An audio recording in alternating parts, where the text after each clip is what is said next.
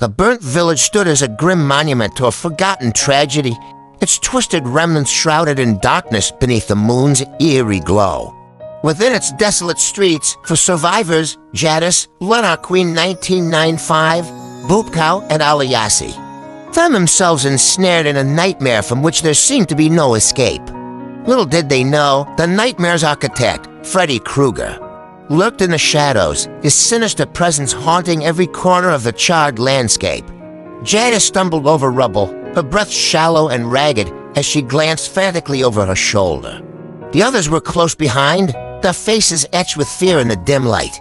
The burnt village seemed to stretch endlessly before them, its twisted alleyways leading deeper into the heart of darkness. "We have to keep moving," Jadis urged, her voice trembling with urgency. "We can't let him catch us." But even as she spoke, a low, guttural chuckle echoed through the night, sending shivers down their spines. Freddy Krueger emerged from the shadows, his scarred face twisted into a malevolent grin as he brandished his razor-sharp claws. "Welcome to my playground, kiddies," he sneered, his voice dripping with malice. "You're in for a real scream." With a primal instinct born of terror, the survivors scattered, each one fleeing in a different direction as Freddy gave chase. Lanark Queen 1995 darted into a crumbling building, her heart pounding in her chest as she sought refuge in the darkness. Boopkow and Alayasi found themselves trapped in a narrow alley, their backs pressed against the charred walls as Freddy closed in on them. "We have to stick together," Boopkow cried, her voice barely above a whisper as she clung to Alayasi's trembling form. But it was too late. With a lightning-fast motion, Freddy lunged forward, his claws slicing through the air with deadly precision. Boopkow let out a piercing scream as she was dragged into the darkness, her cries echoing off the walls as she vanished from sight. Alayasi watched in horror, her breath catching in her throat as Freddy turned his attention to her. With a surge of adrenaline, she broke free from his grasp, darting down the alleyway with all the speed her trembling legs could muster. But Freddy was relentless, his laughter echoing in her ears as he closed in on his prey. Meanwhile, Jadis navigated the labyrinthine streets with a sense of desperate determination, her heart pounding in her chest as she searched for any sign of escape.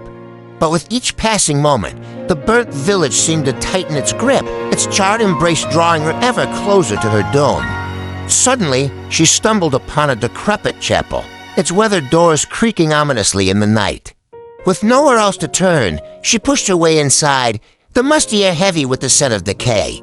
But even as she sought refuge within its crumbling walls, she knew that Freddy was never far behind. As she cowered in the darkness, the sound of footsteps echoed through the chapel, growing louder and more menacing with each passing moment. With a sinking feeling in the pit of her stomach, Jadis realized that Freddy had found her at last. With a burst of primal fear, she turned to flee, but it was too late. Freddy loomed before her, his scarred face twisted into a grotesque parody of a smile as he raised his claws for the kill. Jadis let out a blood-curdling scream as she felt the razor-sharp blades tear into her flesh, her cries mingling with the echoes of the chapel's tortured past. Meanwhile, Lanark Queen 1995 huddled in the darkness, her heart pounding in her chest as she listened for any sign of danger. But the burnt village was silent, save for the distant sound of screams echoing through the night. With a sense of dread gnawing at her soul, she knew that she was the last survivor, alone against the horrors that lurked within its twisted confines. But just as she began to lose hope, a glimmer of moonlight pierced the darkness, illuminating a narrow staircase hidden in the shadows. With a surge of adrenaline, she raced towards it, her footsteps echoing off the crumbling walls as she ascended into the unknown. As she reached the top of the staircase, she found herself standing before a weathered door, its ancient wood warped and twisted with age. With a trembling hand, she pushed it open, revealing a moonlit rooftop bathed in silver light. But as she stepped out into the night, she realized that she was not alone. Freddy Krueger stood before her, his scarred face illuminated by the pale glow of the moon as he raised his claws for the kill. With a defiant cry, Lanark Queen 1995 lunged forward, her fists raised in a futile gesture of defiance. But Freddy was faster, his claws slicing through the air with deadly precision as he struck her down with a single, savage blow.